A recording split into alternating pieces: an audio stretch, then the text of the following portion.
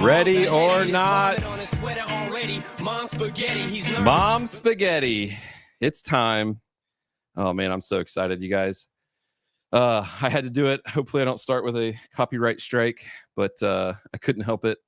The Mom Spaghetti has kind of been my mantra these last few weeks. So I had to start the show off that way. But I am so excited. Oh my goodness, I can't even tell you guys how excited I am. And you guys are already loading up the comments. My goodness, I appreciate you all so much. Thank you guys for being here. Thank you for being a part of this. Lordine, love you. Jennifer Wade, Anthony, look at this. You guys are killing it. There's my girl, my wife, Destiny. Man, I know you guys are all filling it up. Mama Bear, she's got to support her son. Carrie Connor, howdy. Sarah Creech and Avery, my dude. Willie Bob. All right, I got to stop there. I can't do all the comments. I'm sorry. I got to stop somewhere. But thank you guys so much for being here, and I appreciate it. I'm excited. I'm excited for my guest, and so I'm not going to waste much time with a bunch of too much nonsense. I'm going to get her in here because we've got a lot to talk about, and I don't want to waste any time of being able to hear what she has to say. So bringing her in here, give it up for my friend Gab. Oh, wait, there she is. Oh my God. Look at that. You know, I didn't know that I was coming here so that you could just show off how many friends you have and you know, make me feel alone in this world. So many people supporting. This is amazing. I know. I'm blown away. And it keeps going up. I don't know if you can see the number of people watching, but it just keeps increasing. And yeah, my man, you guys are showing up. I can't even get over how much I appreciate this. Yeah, because I sent out the video like, hey guys, I'm begging you guys to show up to this show and support it. It was shameless and I didn't care. I was like, you know, if people think that they owe me a favor, it's time to cash it in. And this is going to be their favor to me, is to give me an hour of their time. There we go. And show up. So yeah. So no, thank you so much. Oh my goodness. I appreciate you giving me an hour of your time. I know that you're like super busy. Temporarily. I know, but you're like, because of the vacation, right? You're trying to like squeeze all these phone calls in. Yeah. It seemed like a good idea. Like, let me take 2 weeks of work and put them into 1 week and I'll be fine. And it's proven to be a challenge, but here we are. And of course, my cat, Sally, would like to make it clear that she is also here. So Sally, thank you for joining us. Yeah. I think Stevie will like that. Stevie's my daughter. She's just now getting into being okay with animals. She used to hate animals, but now she kind of likes cats. So there you go. Okay. Stevie might appreciate that your cat's a part of the show. Yeah, for sure. All right. Well, so you are in New York. I am. New York City. Yeah. You didn't fly to Ohio to be on the show. No, I did not. I would have needed a little bit more notice for that, but happy to anytime. So please, let me know. I'll be there. Yeah. But I mean, you're like in New York City, New York, right? Like in the heart, like Manhattan's like the heart of New York, right? Yeah. Upper West Side of New York City. I have lived in the city probably for a collective 12 years, through college, past college, right? But I'm originally from Long Island, which is a small suburb outside of New York City. But I always tell people, who are not from here, for the ease of conversation, that I have lived here my whole life. Because typically when you tell people, oh, I live in New York, they say, oh, well, where are you from? And it's like, no, I'm from here. Like legit from New York. Yeah. All right. So I thought that was really, I think that's like really cool that, because, and I think it's just kind of like, it fits the goal of my channel in general is to be able to, people just need to talk to each other more. I feel like, and I agree. And there might be, I mean, I'm in the heart of the Midwest, right? In Ohio. And so you've got this 40-year-old dude with a beard in Ohio, an awesome beard, by the way. Great beard. Yeah. Great beard. 100%. That can have a really cool conversation with, someone in the middle of New York City, and there might be things that we don't agree on, but we can still have a friendly conversation. And there are a lot of and that's the point, is being able to find what we do actually, the common ground that we actually do have, and remember that there are things that we probably have common ground in. Oh So yeah. I just love this dynamic, and I just think it fits perfectly for the goal of my channel. So anyways, again, thank you for being here and doing that. Oh, I got some. So in my research, so I did some research. Uh-huh. I had to, I stalked your Instagram a little bit here and there. Of course. And then Sure. I forget there was something else that I was reading. If it was on Instagram, I don't remember what it was on. But anyway, so I know we've got some common. So here are some common things that we have. All right. Okay. So we've figured out that we both are huge Brian Regan fans, the comedian. Yes. Yes. So, which is, I mean, Brian Regan's not one of those comedians, like, I feel like he's an underground following. Completely. Yeah. And Yeah. so when you find someone else that's like, oh, I love Brian Regan, you're like, yes, I Yes. can do all the Brian Regan one-liners and you'll know what I'm talking about. Oh my God, it was so good. I don't even remember how that came up. You said something and I was like, wait a second, I know that. Yeah, it was because, I love cheese, right? And so oh yeah. Oh, I know. Yeah. I know. and so when we started working together, obviously cheese, we had that conversation. I think it was about, hey, do I count cheese as a protein or do I count it as a fat? Right. And you were like, you have to count it as a fat, at least as a fat, right? Yeah. Yeah. And I was like, oh, like that messes up a lot of my, like, the pillars upon which my life is resting. Right.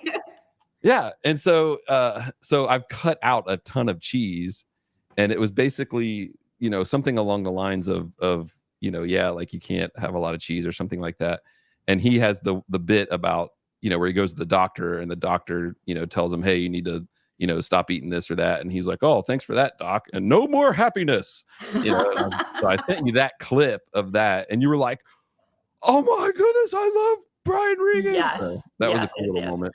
Yeah. All right. So then in my research, I found out that, so I too am also 100% in sync over Backstreet Boys. Like, it's not even close. Oh, thank God. Because otherwise I was going to be out of here. Like completely out of here. Right? Yeah. I am still, to this day, this is not an exaggeration, I am a card-carrying member of the NSYNC fan club. And it's interesting, right? Because I am 32 years old. No, that's a euphemism, but sure. Yeah, let me go get it. Yeah. But they've sort of evolved with their audience, right? So I'm 32, and so the emails that we used to get were, oh, buy this cool denim jacket, buy this cool whatever. Now they're like, buy this NSYNC grill set, buy this cornhole set, and I'm like, oh no, I've reached that age. My demographic is now cornhole and grilling sets. Yeah. That's what they want to plaster NSYNC on. But nice. I mean, if I don't buy it, how would I be me, right? Yeah. So I don't have a grill, but when I get one, there you go. Enough. There you go. All right, we got some other Brian Regan people in here. Jeff knows some of the stuff. The Pop-Tart. Oh, there we go. Yep. So yeah, Laura Dean, I know it's so hard. I know it is amazing how much cheese I don't eat anymore, but it had to go. Yeah. All right, so we've got Brian Regan, we got NSYNC, and then but one of the last things was, and this is another random connection, is one of my favorite sweet treats are York peppermint patties. I mean, how did you find this out about me? I don't remember if it was on an Instagram post and you were like putting random facts. I don't remember where it was, but I read it. Oh, yeah. Maybe it was that. Yeah. And I was like, "Are you serious?" I'm like, "We just become best friends." Yep. They're so good. I love anything chocolate and mint, but they tend to be really seasonal, right? So when it's not Christmas, it's like, what do you do? Right. York. Yeah. All right, so the last one, and then we'll move on to some serious stuff, is I wrote down, this was the last test where I was like, if she gets this, like, this is going to be crazy weird. So I wrote this down so that that this wasn't like, ahead of time or I'm cheating. Uh-huh. What is your favorite color Jolly Rancher?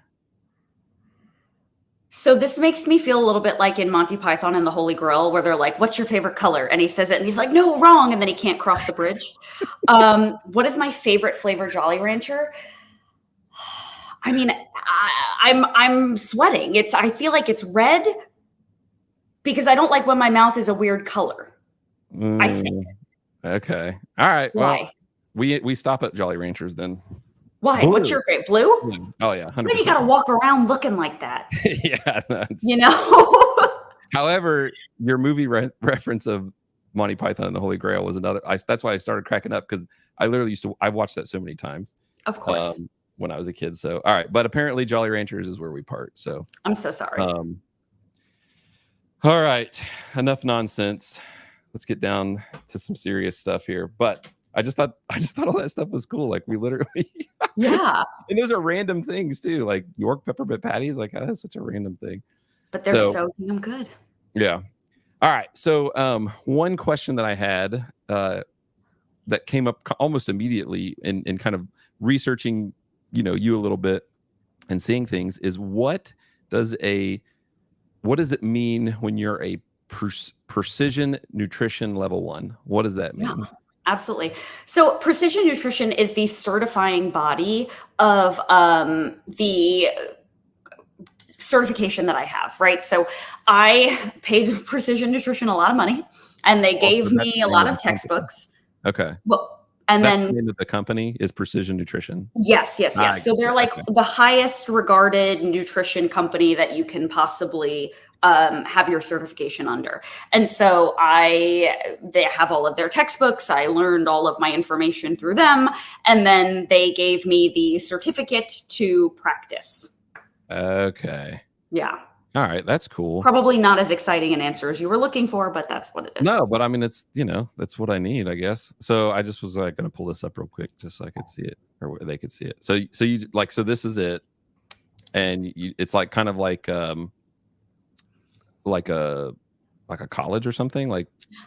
It's like a course. So in the same way that in order to become a personal trainer, you need to be certified through ACE or NASM or whatever. And some of them are not as highly regarded as others. Some of them are like, you took the shortcut, and some of them are like, oh, wow, you really studied for that. This is the version of, oh, wow, you really studied for that. Okay. I did. It was hard. Yeah. How long is the course? So it's self-paced. So basically, like, how much free time you got. Yeah, that makes sense. That's kind of what I'm doing right now, because real estate is an area that I'm kind of moving towards, and so that's the same thing. Is I went through a college, and I'm doing it online and kind of pacing it myself. So yeah. All right. So if someone's looking for a nutritionist, though, when they see precision nutrition, like that's an indicator of like, hey, they're the real deal. Yeah. Okay. Right, yeah. And I've gotten sort of like other certifications, and none of them are as intricate. None of them explain as much. None of them go into as many if this thans. So that's really like the gold standard. Okay. That makes sense. All right. So then, but how did you, I saw that too, that you were a theater major, that you went to a school in Manhattan, right? For theater. Yes. Yeah. Yeah. All right. Yeah. I'm showing off my research skills. I know. I'm very impressed. Do you know my social too? Yeah. You're going to start getting like credit card things in the mail. Oh my God. So, but how did you so you're major in theater, and now you're nutrition coach and doing, stuff like in the fitness arena.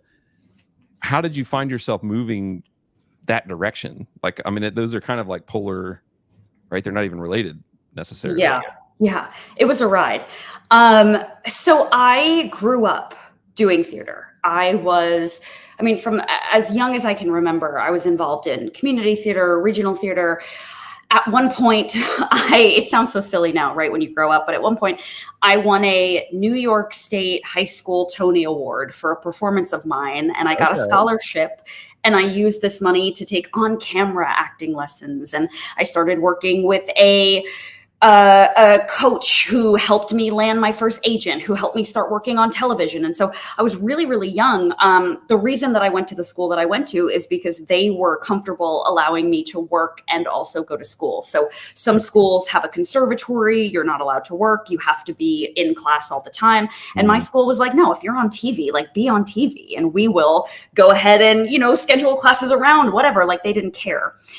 So I wound up doing that. I spent a lot of time on one particular network television show that was a really, really good experience. But the role that I had, and I won't bore you with sort of the boring like TV details, but the role that I had required me to be the exact same size as another actress. So if she and I were the same height, we were the same weight, that's how I ended up getting this job. And I was her body double. So essentially, anytime they shot her from behind, it was me. But that meant that I would get the script and I would have to read with the other actors. So I was sort of like a principal actor.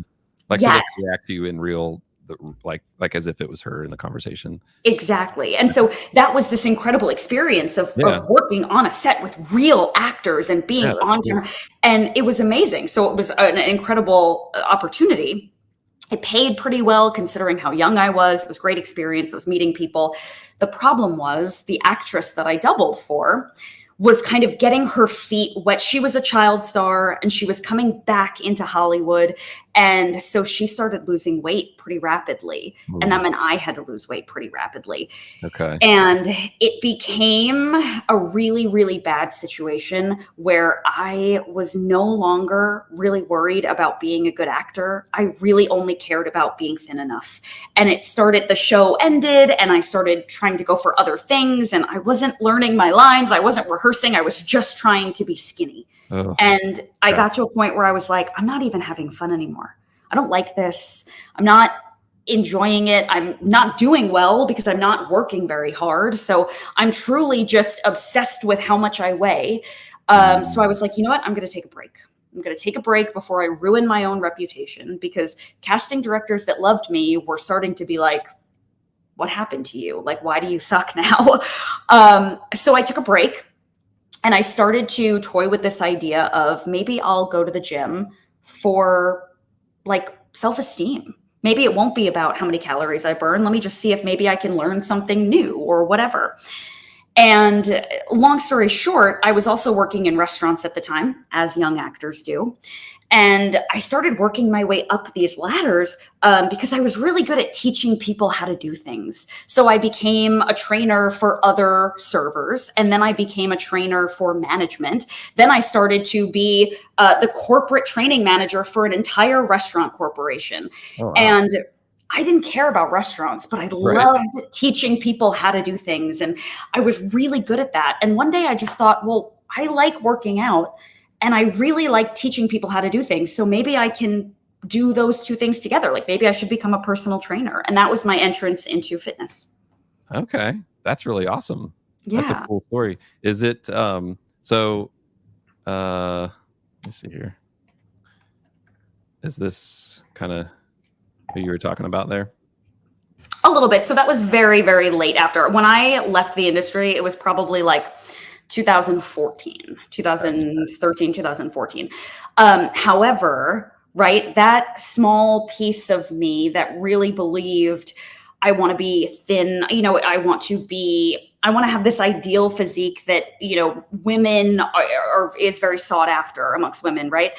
And eventually I fell out of this, I ran 12 marathons. I was a cycling instructor. I was really interested in cardio and being small. And then when I started to get into strength training and CrossFit and working with a barbell and, kind of found that sort of side of fitness, I was like, oh, I don't want to be small. I want to be jacked. I want to be powerful. I want to see how far I can push this. And my body changed very much. And, I went from being a vegan because I wanted to eat plant-based and I wanted to be very, on the low calorie, my whole mindset changed. And then I was like, well, if I really want to get good at this, I got to start eating meat. I got to start eating eggs. I have to be, and it just, my whole world changed. And it changed in so many more ways than just that.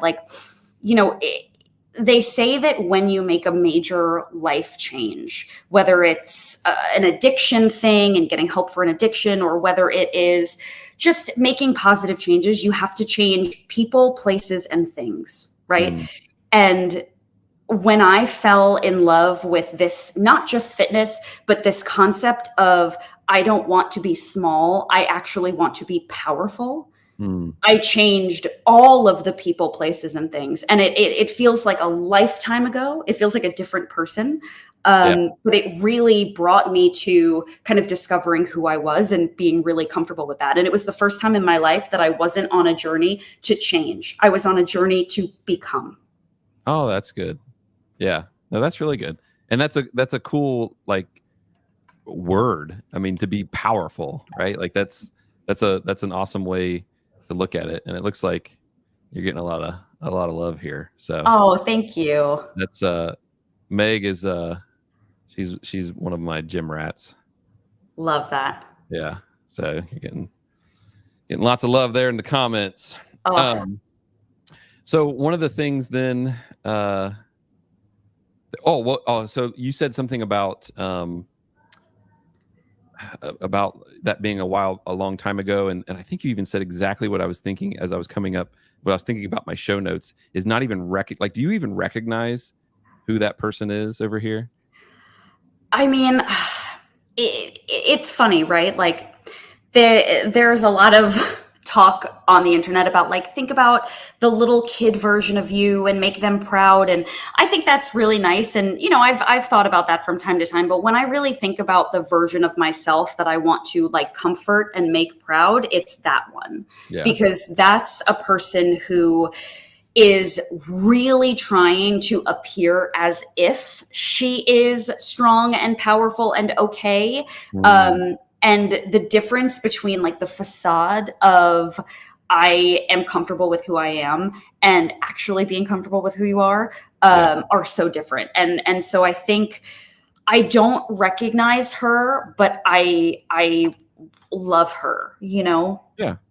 Well, because there's times when I look back and they're like, especially because I'm 40 now, I think about my 20-year-old version of me, and I'm like, who even was that person? Yeah. Like, I'm so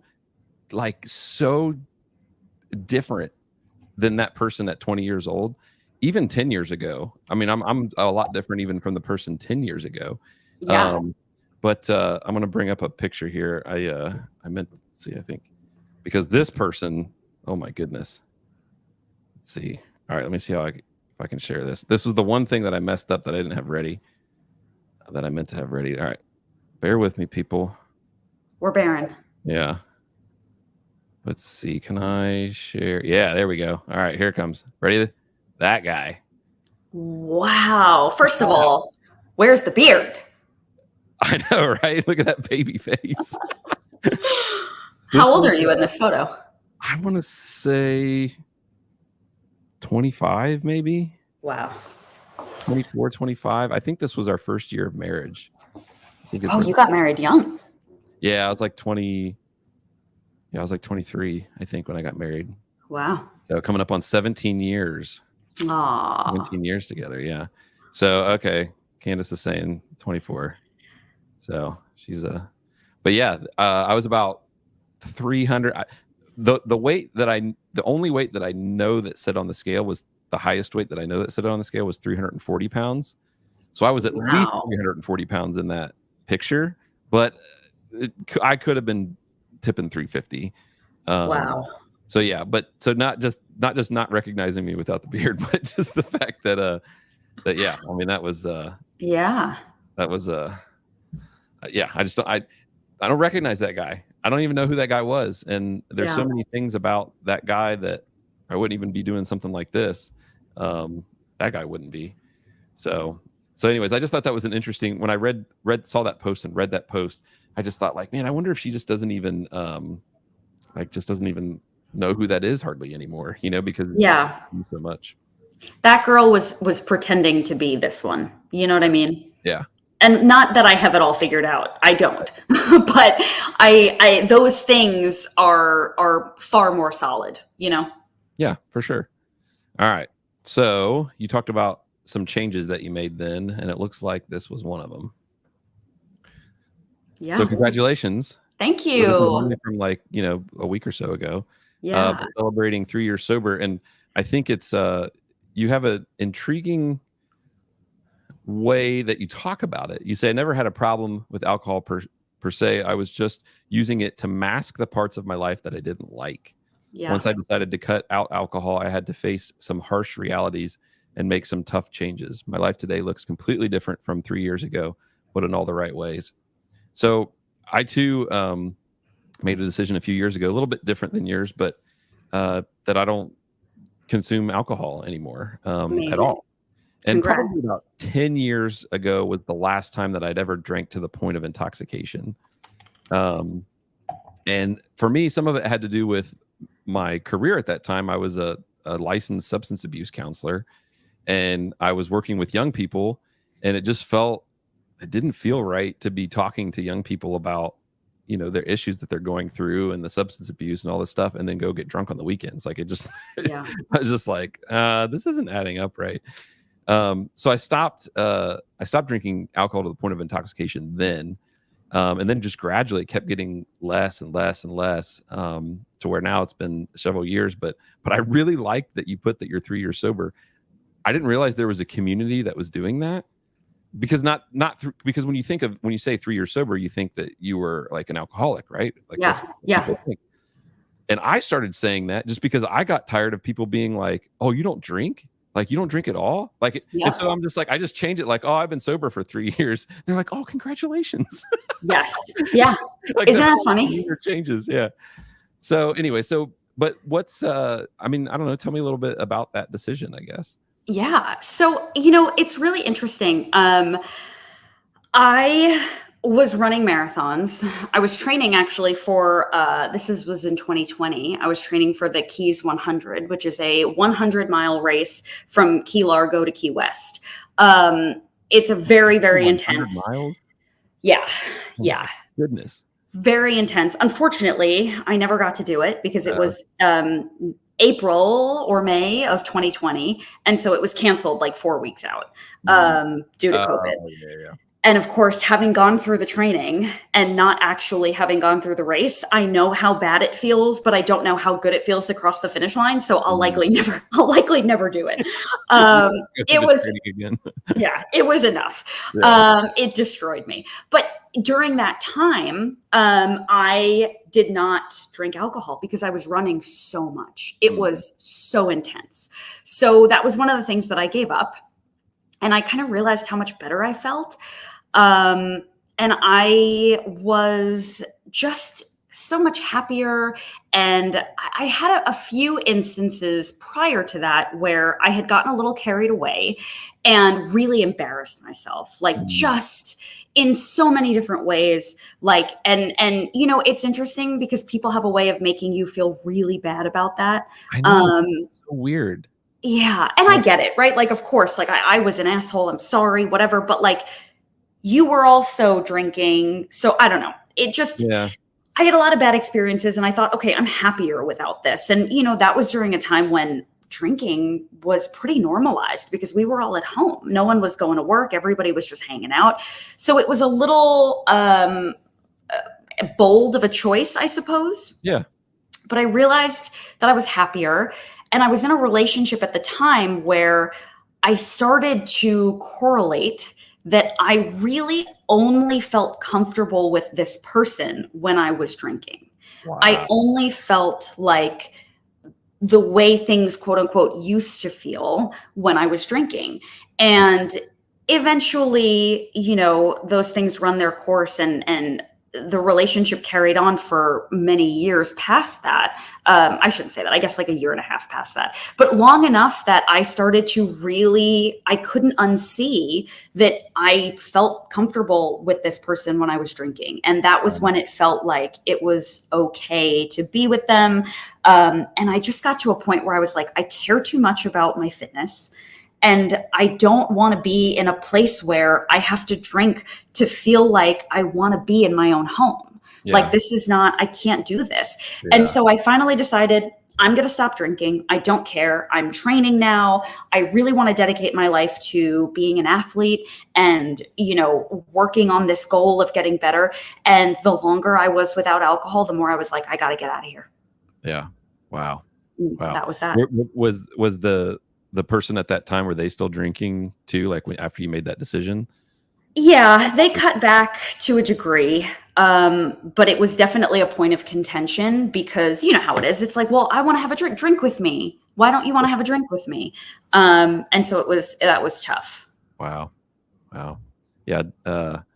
Jeff says, people say sorry to you when you tell people you don't drink, like you lost a family member. They do. It's true. It's true. I remember the first time I had just recently given up alcohol and I was at a bachelorette party with a bunch of girls that I kind of knew. And I wasn't super comfortable telling them that I didn't drink and I didn't want to have those conversations. I didn't want my friend who was getting married to think I was trying to rain on her parade. So I went up to the bartender and I said, hey, I just found out that I'm pregnant and nobody knows yet.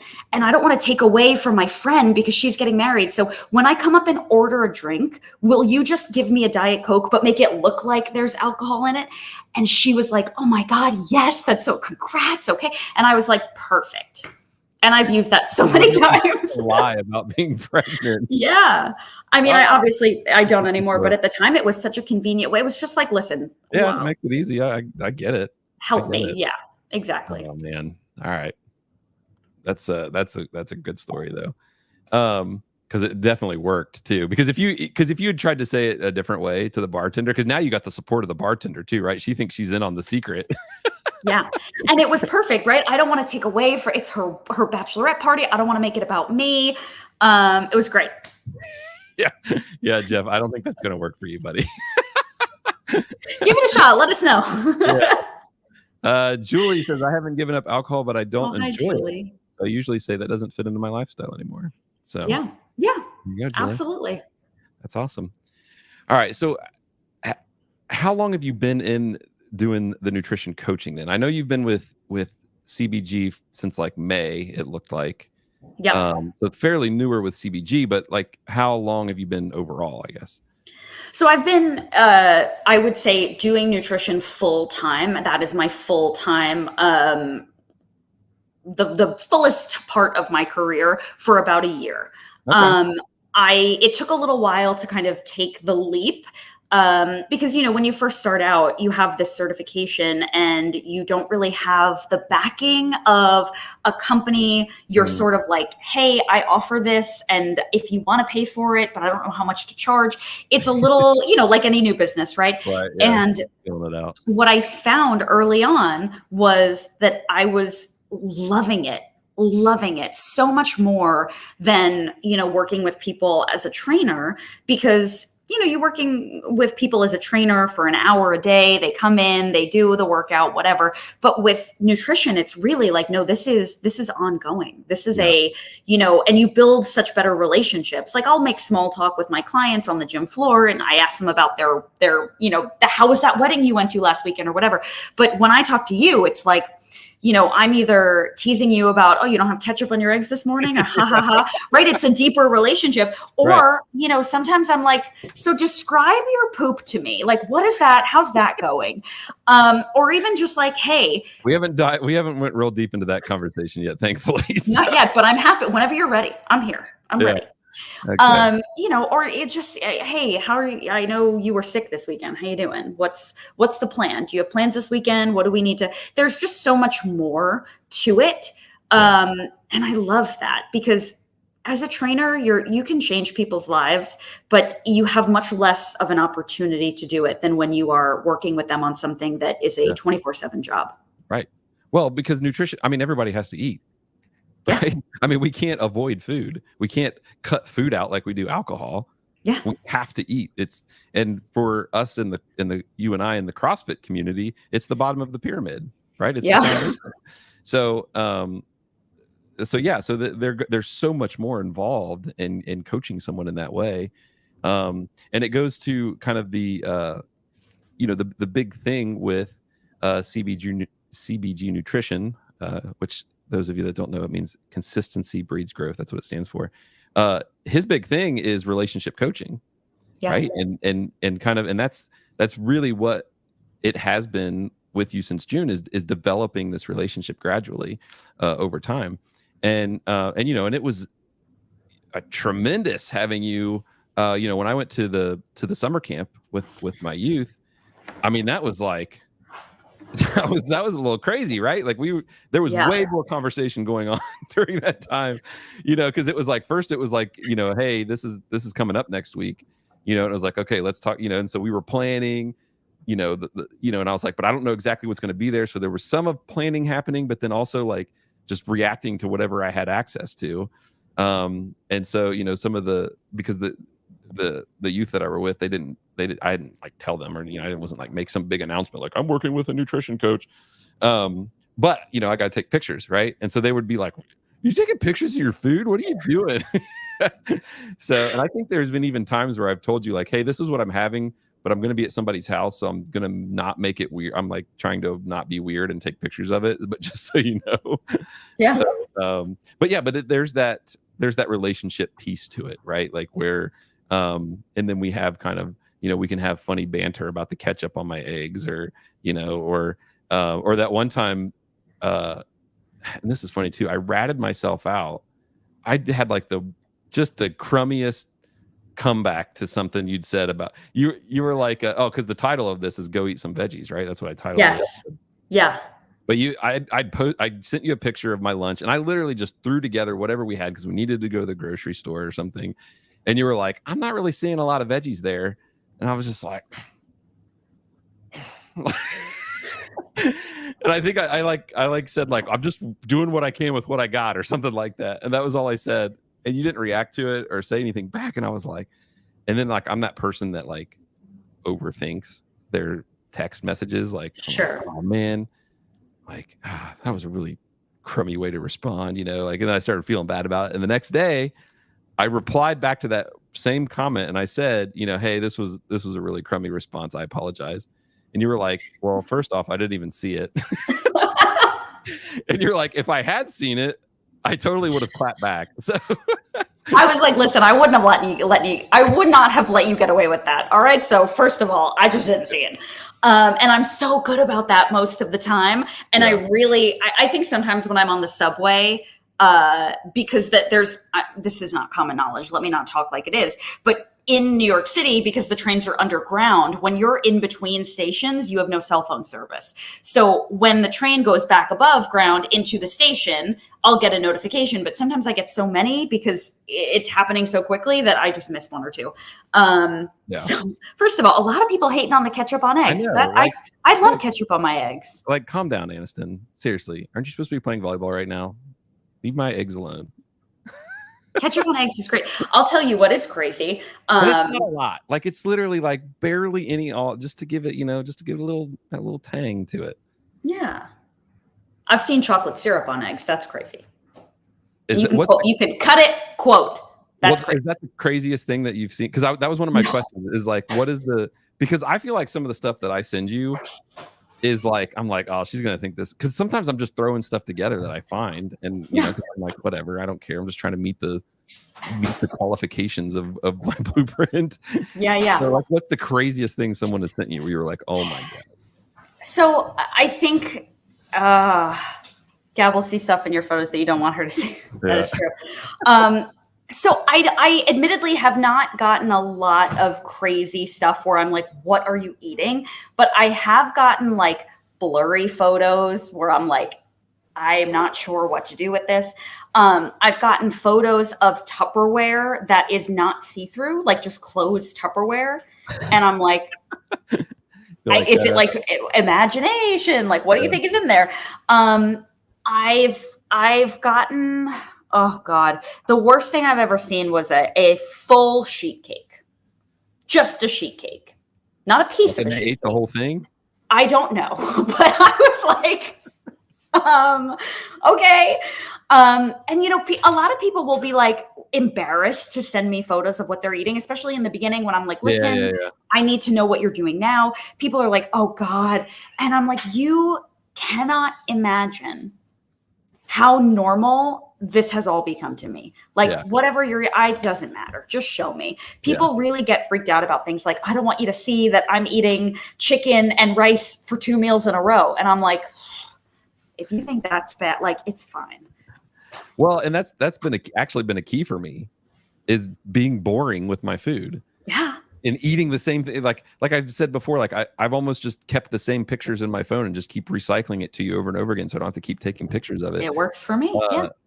Because I'm literally every morning is 3 whole eggs, 3 egg whites, scrambled, drizzle a little ketchup, 1 slice of sourdough. Like Boom. that's it. That's my breakfast every single day, forever for now.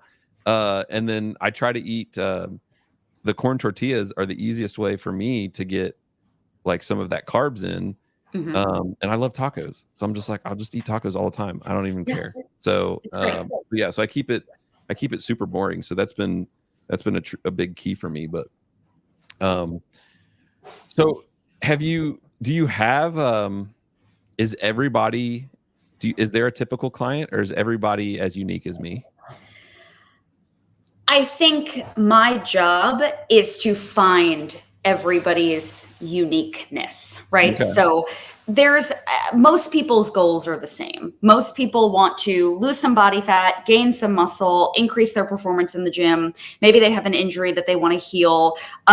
There's always like a very similar archetype. Rarely do we get someone who's like, I really want to, I don't know. Usually that's the case. It's, I want to lose weight. I want to gain some muscle. I want to do better in the gym. My job is to figure out, okay, well, how are you different than everybody else? What's the thing that you are lacking, or what's the thing that you are missing, or how can I help you connect these dots? Because, you know, if it's not like super complicated. You can go on ChatGPT and you can find out how many carbs, how much fat, and how much protein you need in a day, and then download MyFitnessPal and plug it all in. But if it were that simple, people would just do that. So there's something that's not working here. And so I have to find out what that is. And then I have to help them achieve that. And so you know, yes, most people are pretty typical, but then you get to know them a little more, and then you find out, never mind, no, you're not. Yeah. Right. Yeah. Well, and you know, for me, it was the biggest thing for me was self accountability, because like you said, I knew I've done macros before. I've, you know, did the MyFitnessPal, I've plugged them in, I weighed my food. I've gone through that process before. And it's not sustainable. I mean, that's the message that CBG is throwing out there right now, that it's not sustainable, and stop tracking your macros. And so that was actually something that really stuck with me. And I was like, yeah, man, I don't want to track my macros. Let's see what this is about. Yeah. And then just having that extra little bit of accountability, especially that's the relationship coaching part of it, is as you build the relationship. Now I'm like, I don't want to let Gab down. You know, like I had one little like emotional snapback, and I'm like, oh man, I should have said that to Gab. Like, that was honestly so nice. I was like, oh, so kind. But yeah, I mean, that's the accountability. Yeah. And so that's a big part of the relationship part of it, I guess. So, all right. So there are a ton of questions coming in here, guys. I'm telling you right now that Gab and I are going to have to do another episode, and we can talk more maybe specifically about things, because I want to get to some controversial stuff. Yeah, I think is going to be good and general, just the general message of nutrition and stuff. So, so I want to get onto that. All right. So, you ready for this? I'm ready. Take a deep breath. Okay. So this is someone that is probably, I would consider, controversial in our space. I mean, in the CrossFit space. Okay. I know exactly what you're about to do. Oh man. All right. Yes. Let's see. All right. Let's see if you're right. This is that weird thing, right? Where we're like York peppermint patties and NSYNC, and that's who you thought I was going to bring up. Oh no, it's not. Oh, I threw a curveball at you. All right. I'm shocked. With this account? Yes, I am. Okay. Yeah, because she is. I mean, she's kind of controversial in our space, I think. Yeah. And I think she means to be. Like she tries to be controversial. Yeah. So now, but I wanted to start with the part of the message that I agree with. Okay. Okay. So So she says being fit and looking fit are two very different things. One is testable, the other is a beauty standard. Now, you talked a little bit about this too, in why you wanted to be like super skinny, and you had the specific idea of what you thought your body composition should look like, right? Yeah. And so, in a beauty standard, this is the part of her message that I agree with, is beauty standards are opinions, right? They're all based on opinions. Everybody has different opinions of what that should be. But what's not objective is fitness, right? I mean, that's the whole thing that CrossFit is testable and it's repeatable, right? I mean, the whole science of CrossFit and what Greg Glassman developed with fitness is it's all about that, is being testable and having, and being able to see the actual progress. And the same way with certain health markers too, right? So I agree with her on this part, right? Especially because, and honestly, scrolling through some of her other stuff, I mean, the level of fitness that she had was pretty impressive at that size. Yeah. So I don't think that's super controversial. Like, I think you probably are on board with that so far, right? Or do you have anything you want to talk about with that? I hesitate because I don't know if you're done or if there's like more controversy. Okay, so I'll talk about this very briefly then. Okay.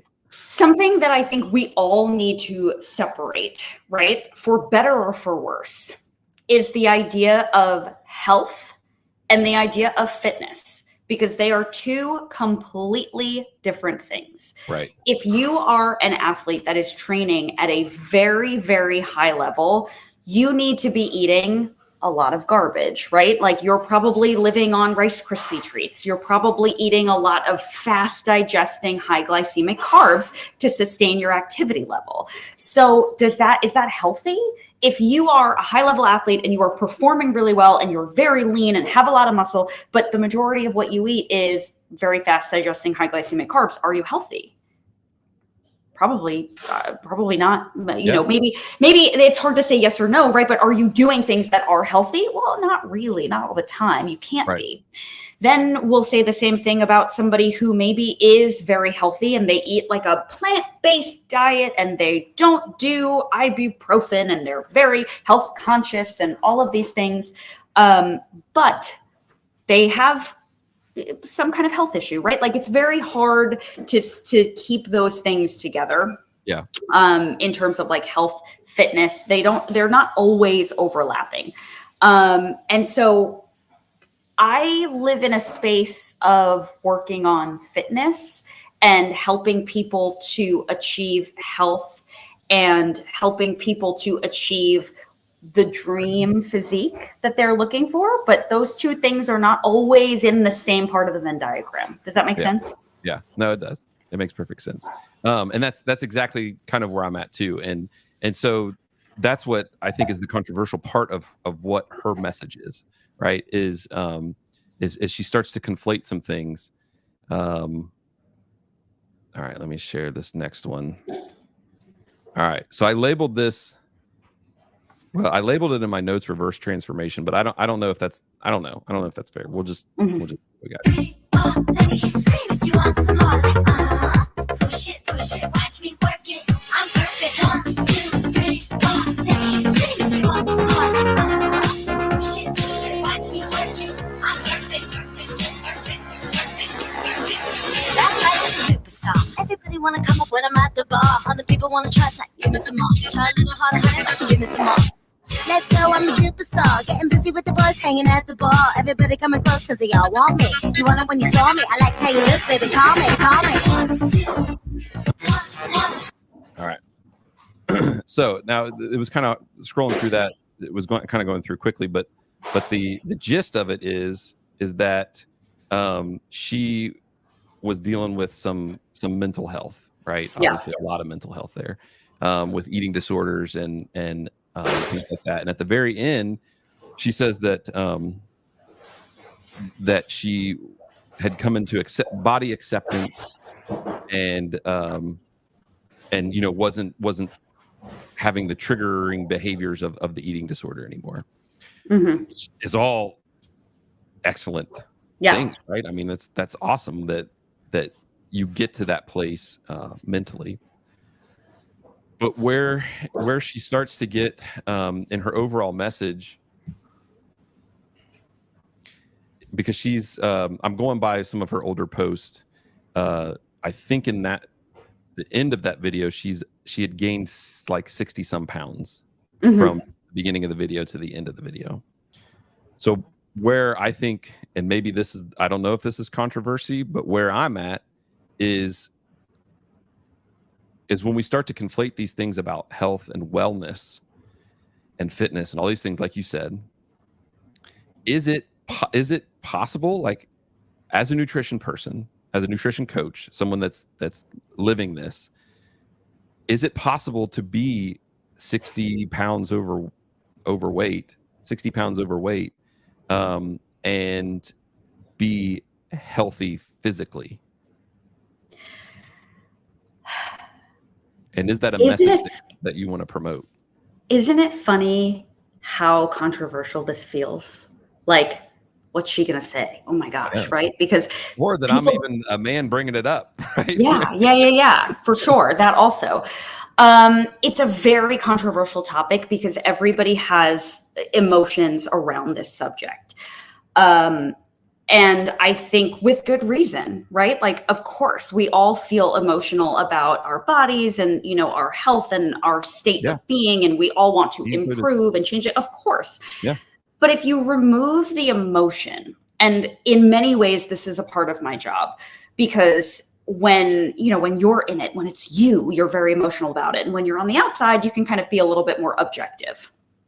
The bottom line from a purely unemotional, factual standpoint is that we know that being overweight leads to a plethora of health problems. They may not be present today, but the longer that you live in that state, the more likely you are to develop those issues. The same thing can be said for people who are underweight. Right? If you are severely underweight, there are a number of health problems coming your way. Right. Maybe not today. Maybe you're fine right now, but in the future, you are probably going to have a harder time maintaining a health status. So in the moment, someone like Sporty Beth may be able to do CrossFit. She may be able to squat me under the table. Like, there is no doubt that at this moment, that is great. But what we can't ignore are these other things that come with it. Yeah. And what I really think is interesting about people who have a history of eating disorders, and I can say this because I have been there, we often go really far in the other direction. So if you have always been concerned with overeating and you're undereating, and you finally get therapy, or you have, you're treated and you get this breakthrough, now you're like, oftentimes we go in the complete opposite direction. I finally have food freedom. I'm going to eat whatever I want. I love myself. And that's amazing. But we also can't go too far in the other direction, because then you're going to have other severe health problems. So it's very hard to be objective about this when it's you. But the fact that we have to recognize is that health is not necessarily only a concern with where you are today. Your numbers might be fine today. Your doctor might say that you're good today, but we've got to worry about the future, and we've got to worry about what your habits now are building for you come tomorrow. So it is very hard to say, that somebody like her is quote unquote not fit or quote unquote not healthy, because those two things are very different. She could be fit by CrossFit standards. I mean, especially people, even if you compare her, because that's testable, right? She could enter in a competition against you and she could crush you. She could kill me. Right. Like, but there's just this conflation then, though, that fitness equals health. And that's not true. And honestly, I think that her message is really dangerous for people. The message that I could get behind is because obviously she's in a better place mentally, right? Because mental health is just really important, right? I mean, yes. Because I think she's even talked about in some of the posts that I saw, like where, she was suicidal at times and this and that. So like, not being suicidal is way or being 60 pounds overweight is way better than being suicidal, right? I mean, Yes. that's obvious 100%. brainer. But we can still have that same message where she can say, listen, I'm in a better place here. Like, I've accepted the way my body is. I've accepted the way that I eat. I've accepted where I'm at with my fitness goals and what I'm doing with my fitness. Like, this is what's better, right? If we're looking at like good, better, best, this is better for me.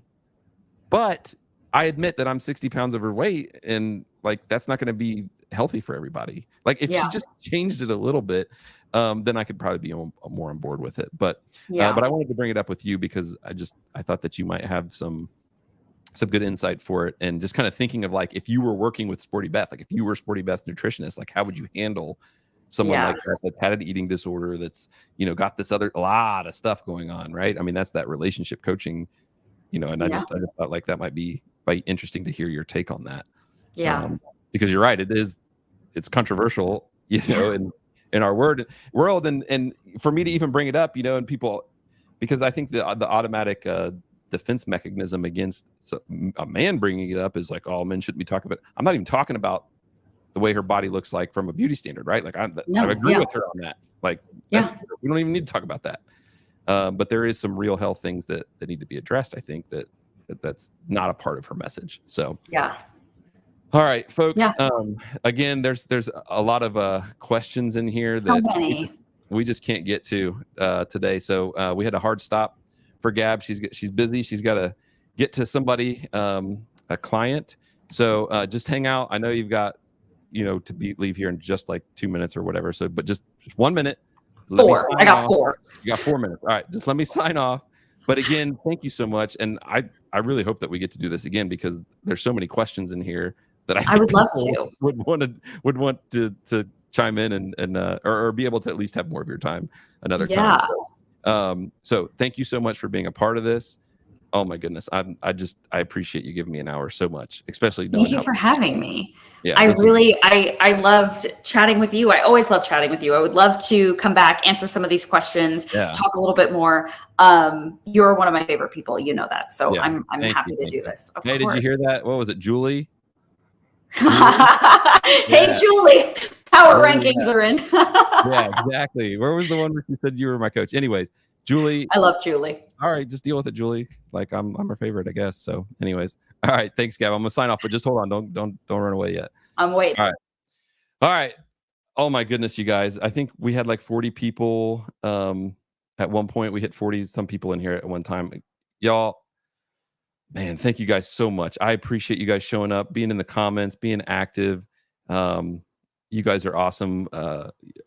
Meg from the gym, we came up. She thinks that y'all should be called Reasonable Nation, or no, Sensible. Sorry, Sensible Nation. Gotta get it right. So Sensible Nation, thank you for showing up. I appreciate you guys. Hopefully, all that made too much sense. And as always, be bold and humble. Speak the truth and speak it in love. Have a great night, everybody. I love you all.